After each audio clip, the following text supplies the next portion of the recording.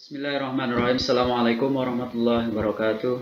Alhamdulillahirrabbilalamin. Salatu wassalamu ala sayyidina Muhammadin wa ala alihi wa sahbihi ajma'in, amma ba'd. Apa kabar anakku sekalian? Semoga kabar kalian di rumah baik-baik saja. Untuk materi pada hari ini kita akan bahas yaitu tentang prinsip dan praktek ekonomi Islam. Seperti biasa, sebelum materi kita mulai, mari kita sama-sama berdoa dengan membaca surat Al-Fatihah. Kalian di rumah mengikuti bacaan surat Al-Fatihah. Al-Fatihah. A'udzu billahi minasy syaithanir rajim.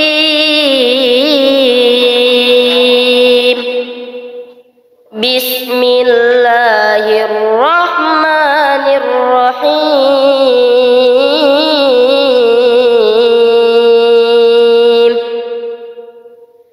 Alhamdulillahi rabbil alamin.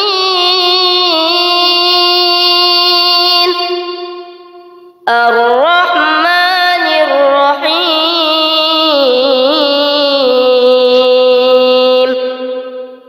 Maliki yaumiddin.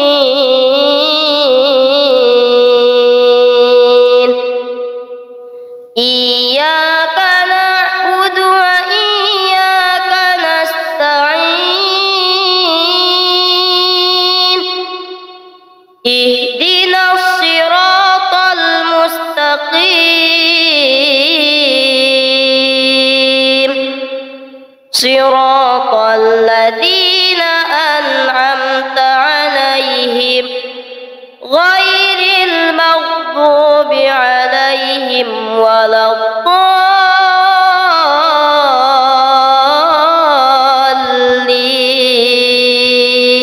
Fatihah telah selesai, mari kita bahas yaitu tentang prinsip dan praktek ekonomi Islam.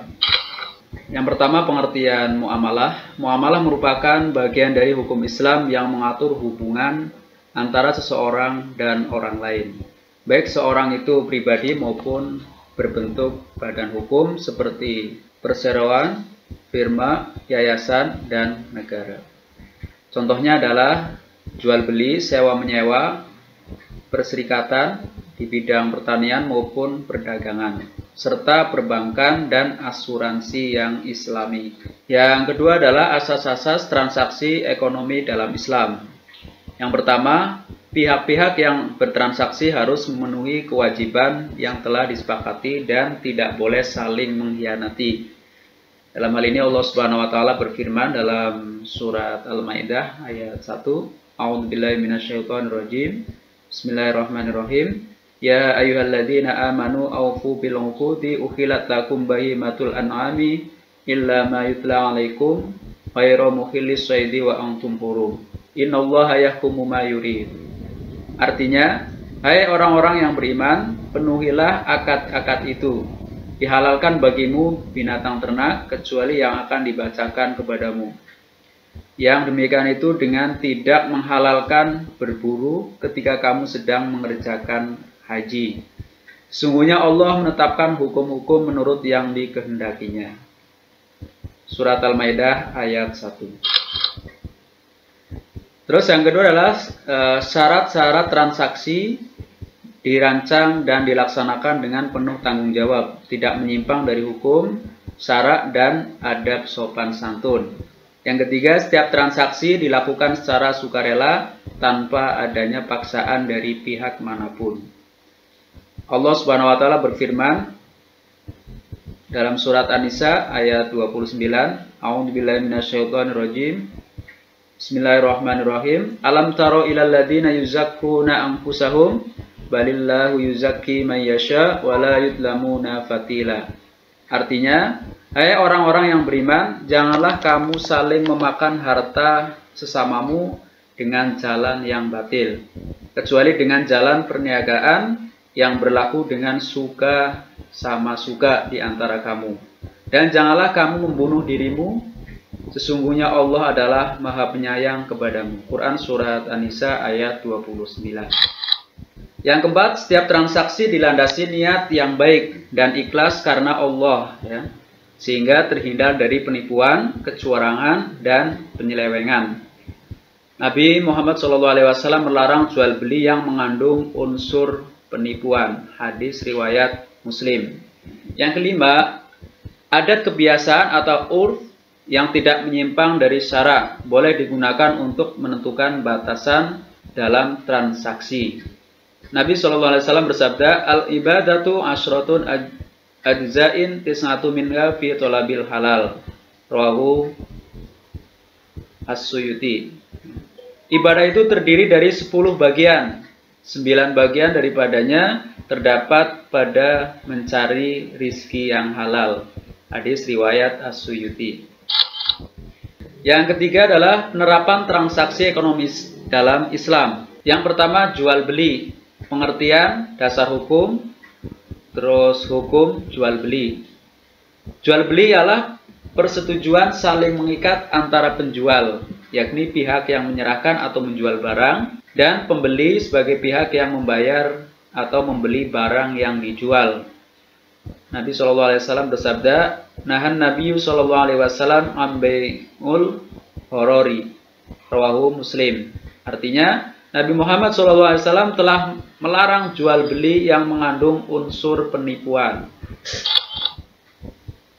Terus yang berikutnya adalah rukun dan syarat jual beli. Yang pertama, orang yang melakukan akad jual beli, penjual dan pembeli syaratnya yang pertama berakal. Ya, jadi pembeli itu harus berakal, tidak boleh orang gila ya. Terus yang kedua adalah balik. Maka ketika anak kecil yang belum balik maka tidak sah dalam jual belinya. Terus yang ketiga adalah berhak menggunakan hartanya. Yang kedua, sihot atau ucapan ijab dan qabul. Terus yang ketiga, barang yang diperjualbelikan syaratnya yang pertama barangnya halal. Jadi kalau sesuatu yang haram maka tidak boleh dijual belikan. Contohnya apa? Minuman keras itu kan sesuatu yang haram, maka tidak boleh dijual belikan. Yang kedua ada manfaatnya.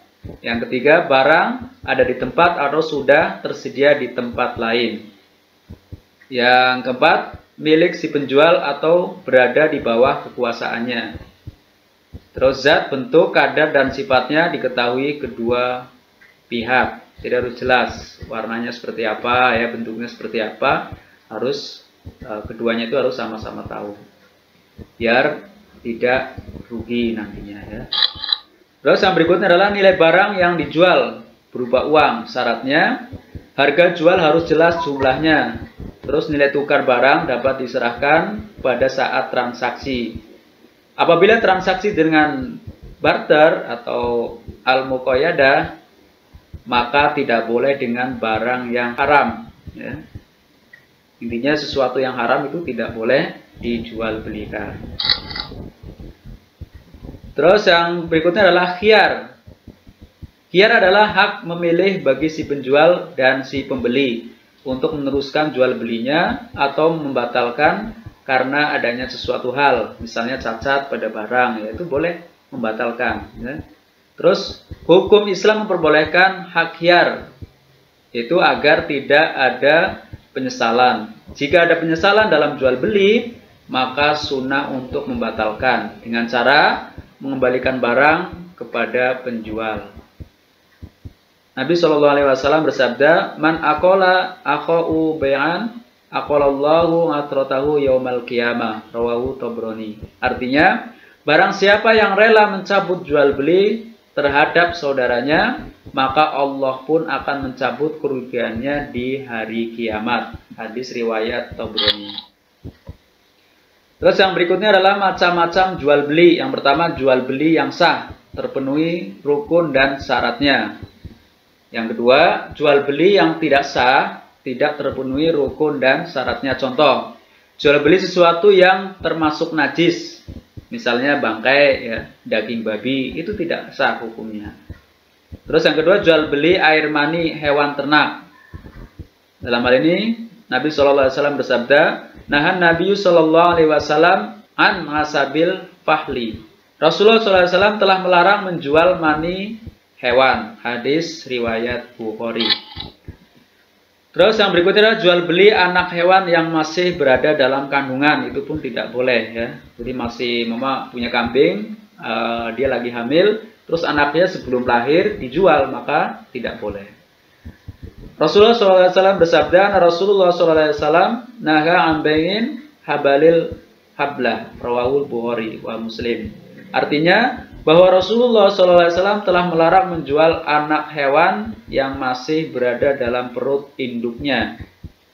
Terus yang berikutnya adalah jual beli yang mengandung kecurangan dan penipuan, itu pun tidak diperbolehkan. Yang ketiga adalah jual beli yang sah tetapi terlarang atau fasid. Terlarang karena yang pertama merugikan si penjual, pembeli dan orang lain. Jadi sesuatu yang merugikan di sebelah pihak maka haram hukumnya. Terus yang kedua adalah mempersulit peredaran barang. Nah, contohnya ditimbun ya, itu pun tidak boleh. Harusnya semua orang kebagian, tapi karena serakah ya ingin dibeli semua, itu tidak diperbolehkan. Terus yang ketiga adalah merugikan kepentingan umum. Contoh, jual beli dengan maksud untuk ditimbun ya, dikumpulkan semua ya, tidak boleh. Rasulullah SAW bersabda, la yahtakiru illa khotiun, rawahu Muslim. Artinya, tidak akan menimbun barang kecuali orang yang salah atau durhaka. Hadis riwayat Muslim. Yang keempat, jual beli najsi, yaitu menawar sesuatu barang dengan maksud untuk mempengaruhi orang lain agar mau membeli barang yang ditawarnya.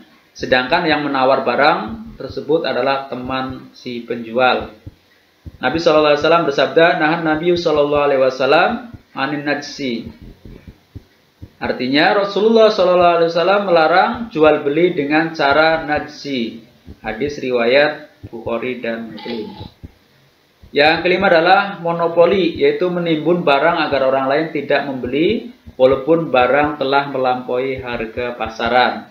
Rasulullah SAW melarang jual beli seperti ini karena akan merugikan kepentingan umum. Ya, contohnya sekarang masker ya, semua ditimbun, maskernya itu dibeli semua sehingga orang lain tidak bisa menggunakan masker atau tidak membeli, maka itu pun dilarang ya.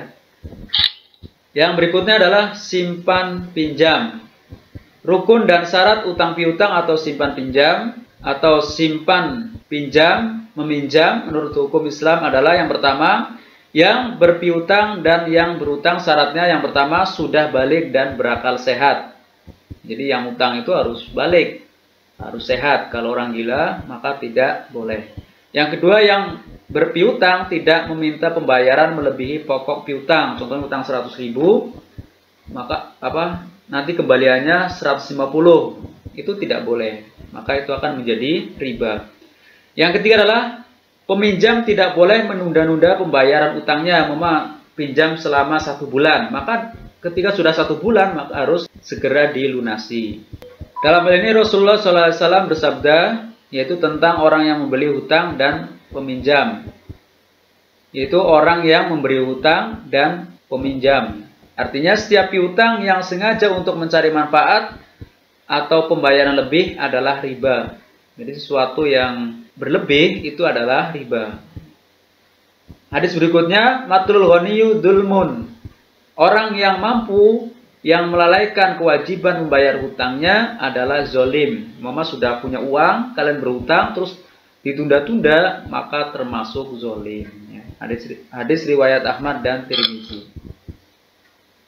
Terus yang berikutnya adalah barang atau uang yang diutangkan atau dipinjamkan adalah milik sah dari yang meminjamkan. Pengembalian utang tidak boleh kurang nilainya. Disunahkan mengembalikan lebih dari pokok utangnya. Jadi bukan atas permintaan si pemberi hutang ya, tapi si orang yang hutang itu istilahnya dia mengerti bahwa saya telah dihutangi maka dia melebihkan. Tapi tidak atas permintaan yang hutangin, itu atas sukarela ya. Karena artinya itu uang terima kasih, maka boleh ya.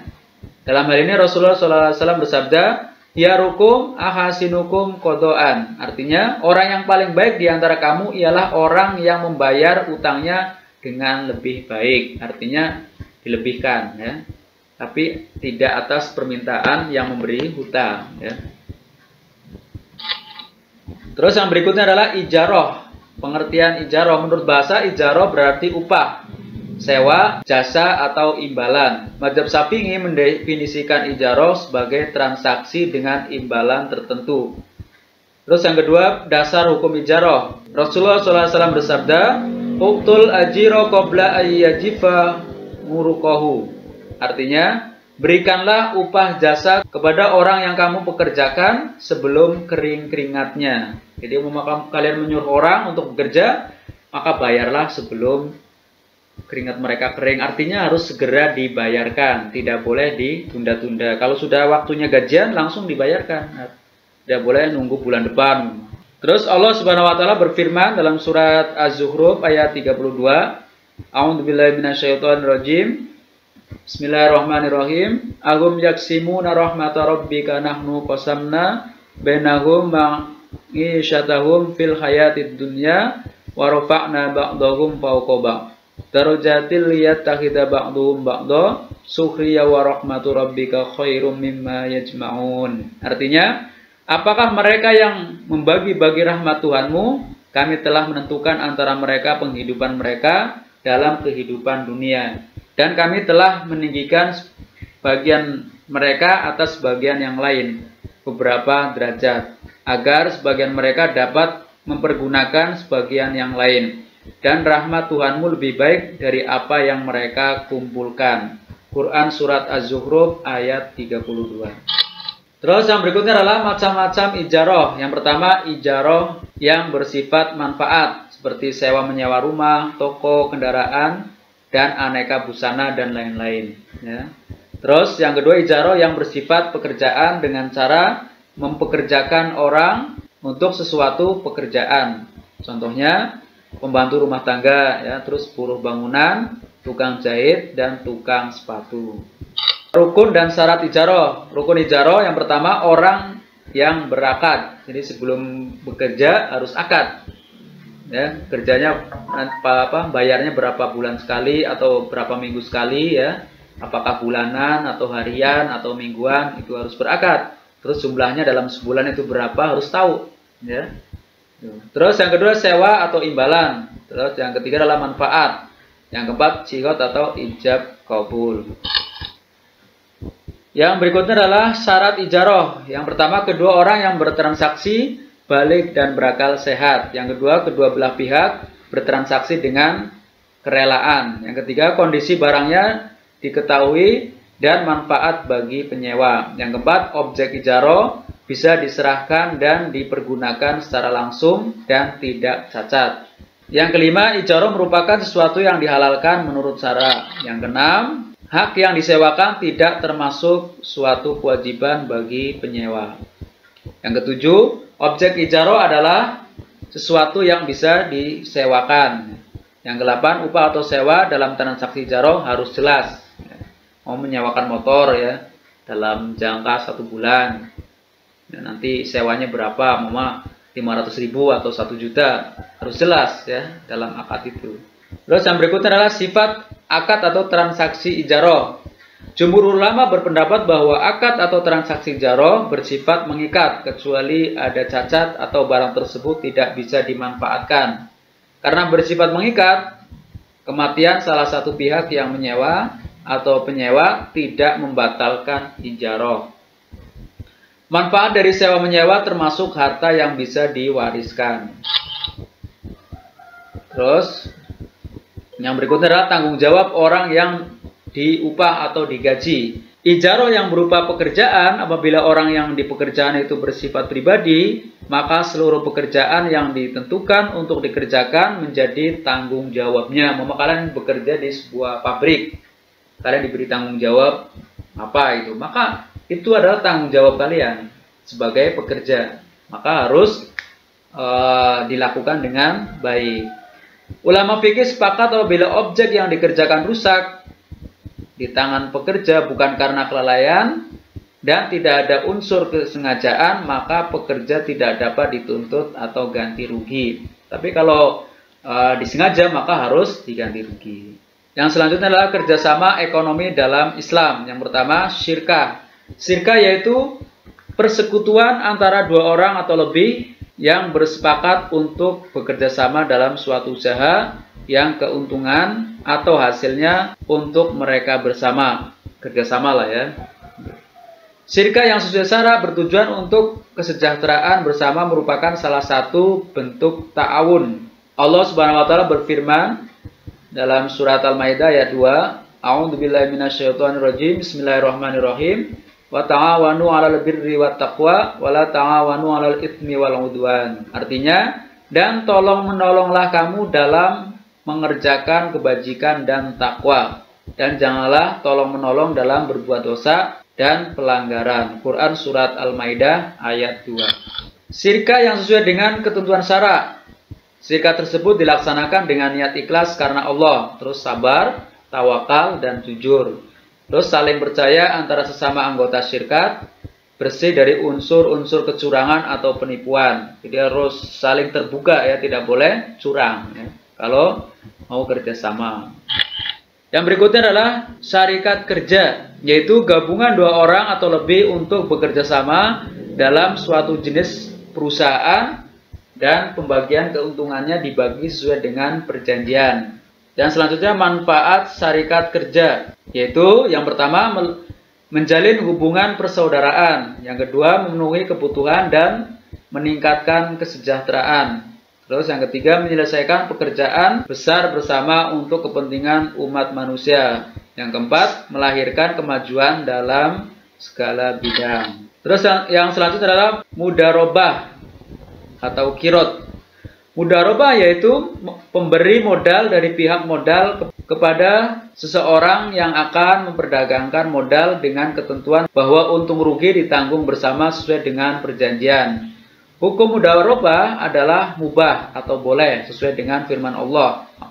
A'udzubillahi minasyaitonirrajim. Wa ta'awanu 'alal birri wat taqwa wa la ta'awanu 'alal itsmi wal 'udwan. Al-Maidah ayat 2. Dan tolong-menolonglah kamu dalam mengerjakan kebajikan dan takwa, dan janganlah tolong-menolong dalam berbuat dosa dan pelanggaran. Quran surat Al-Maidah ayat 2. Selanjutnya adalah rukun mudarobah atau kirot. Yang pertama, mukrid atau pemilik modal, dan muktarid yang menjalankan modal, yaitu balik, berakal, sehat, dan jujur. Yang kedua, modal hendaknya diketahui jumlahnya dan tunai. Terus yang ketiga, jenis usaha dan tempatnya sebaiknya disepakati bersama. Yang keempat, besarnya keuntungan hendaknya sesuai dengan kesepakatan di awal akad. Yang kelima, muktarid hendaknya jujur dan menggunakan modal atas izin mukrid. Ya. Muktarid itu ya orang yang diberi modal ya. Kalau mukrid itu orang yang memberi modal. Terus selanjutnya ada hikmah penerapan mudarobah di masyarakat. Yang pertama, mewujudkan persaudaraan dan persatuan antar mukrid atau kelompok orang kaya dan muktarid kelompok miskin. Yang kedua, mengurangi atau mungkin menghilangkan pengangguran. Ya. Yang ketiga, memberikan pertolongan kepada fakir miskin yang menjalankan modal untuk dapat hidup mandiri. Yang berikutnya adalah muzaroah, muhobaroh, dan musaqoh. Yang pertama, muzaroah dan mukobaroh. Muzaroah ialah paruhan hasil sawah antara pemilik dan penggarap. Benihnya berasal dari pemilik sawah. Jika benihnya dari penggarap disebut mukobaroh. Muzaroah dan mukobaroh merupakan kerjasama di bidang pertanian yang dibolehkan dalam Islam, sesuai dengan syarat dan pelaksanaannya tidak ada unsur kecurangan dan pemaksaan. Terus rukun dalam muzaroah dan mukobaroh. Yang pertama, kedua pihak sudah balik, berakal sehat, amanah. Yang kedua, sawah yang digarap betul-betul milik orang yang menyerahkan sawahnya untuk digarap. Yang ketiga, hendaknya ditentukan lamanya masa penggarapan. Terus yang keempat adalah besarnya paruhan antara kedua belah pihak ditentukan berdasarkan musyawarah antara keduanya. Terus yang kelima, kedua belah pihak hendaknya menaati ketentuan-ketentuan yang telah mereka sepakati bersama. Yang selanjutnya adalah musaqah. Musaqah ialah paruhan hasil kebun antara pemilik dan penggarap. Besar bagian masing-masing sesuai dengan perjanjian pada waktu akad. Dalam hal ini Nabi Muhammad SAW bersabda, An Ibni Umar radhiyallahu anhuma, anna Nabi SAW amala ahla khaira bisartin ma yakhruju minha min tamarin aw zar'in, rawahu Muslim. Dari Ibnu Umar, sesungguhnya Nabi SAW telah menyerahkan kebun miliknya kepada penduduk Khaybar agar dipelihara oleh mereka. Dengan perjanjian, mereka akan diberi sebagian dari hasilnya, baik dari buah-buahan atau hasil tanaman palawija. Hadis riwayat Muslim. Yang selanjutnya adalah manfaat dari muzaro'ah, mukhabaroh, dan musaqah. Yang pertama, mewujudkan tolong-menolong antara pemilik tanah dan penggarap. Yang kedua, mengurangi atau mungkin menghilangkan pengangguran. Terus yang ketiga adalah memelihara dan meningkatkan kesuburan tanah pertanian. Yang keempat adalah usaha pencegahan terhadap terjadinya lahan-lahan kritis. Yang kelima, memelihara, meningkatkan, dan melestarikan keindahan alam. Yang selanjutnya adalah sistem perbankan yang islami. Sistem perbankan yang islami maksudnya adalah sistem yang sesuai dengan ajaran Islam yang bersumber kepada Al-Quran dan hadis. Bank Islam adalah lembaga keuangan yang usaha pokoknya memberikan kredit dan jasa-jasa lain dalam lalu lintas pembayaran, serta peredaran uang yang pengoperasiannya disesuaikan dengan prinsip syariat Islam. Kalau sekarang itu di sini disebutnya bank syariah ya. Yang berikutnya adalah sistem asuransi yang islami.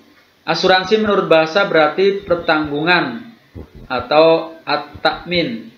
Sedangkan menurut istilah yaitu akad atau perjanjian antara penanggung dan mempertanggungkan sesuatu atau peserta perusahaan asuransi. Asuransi muncul kira-kira pada abad ke-14. Ya. Ulama fikih sepakat bahwa asuransi dibolehkan dengan catatan cara kerja sesuai dengan ajaran Islam, yaitu ditegakkannya prinsip keadilan, kehilangannya unsur untung-untungan, perampasan hak dan kezaliman, serta bersih dari riba.